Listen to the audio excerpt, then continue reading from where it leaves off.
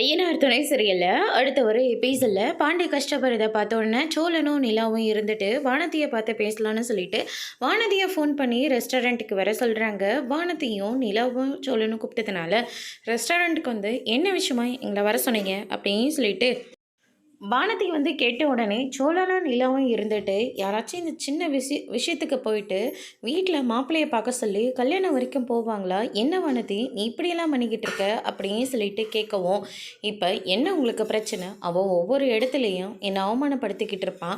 எல்லாத்தையும் பொறுத்துக்கிட்டும் எதுவுமே நடக்காத மாதிரி என்னால் அவங்க கூடலாம் ஒன்றாலாம் வாழவே முடியாது, சரிங்களா? தேவையில்லாமல் இங்கே வந்து எதையும் நீங்கள் பேசிகிட்டு இருக்க அவசியமே கிடையாது. ஆமாம், நீங்கள் யார் முதல்ல என்னோட விஷயத்தில் தலையிடுறதுக்கு அப்படின்னு சொல்லிட்டு நம்ம வானதி வந்து கேட்ட உடனே, என்ன வானதி நீ இப்படியெல்லாம் பேசிக்கிட்டு இருக்க? என்னை கூப்பிட்டு வச்சு தேவையில்லாமல் பேசினால் நான் இப்படி தான் பேசுவேன். இப்படி மட்டும் இல்லை, இதை விட பல மடங்காக பேசுவேன். நீங்கள் யாரை முதல்ல என்னை கூப்பிட்டு பேச?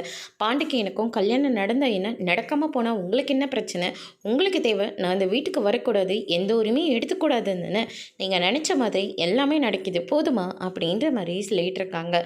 நாங்கள் இப்போ அப்படியெல்லாம் நினச்சோம், நீயும் பாண்டியும் ஒன்றா சந்தோஷமாக வாழும் தான் நாங்கள் நினச்சிட்ருக்கோம். அப்படி நினைக்கிறவங்க தான் இப்படியெல்லாம் நடந்துப்பாங்கல்ல அப்படின்னு சொல்லிட்டு வானதி வந்து பேசிக்கிட்டு கோபத்தில் டீ எடுத்து நிலா மேலேயே ஊற்றி விட்டுடுறாங்க.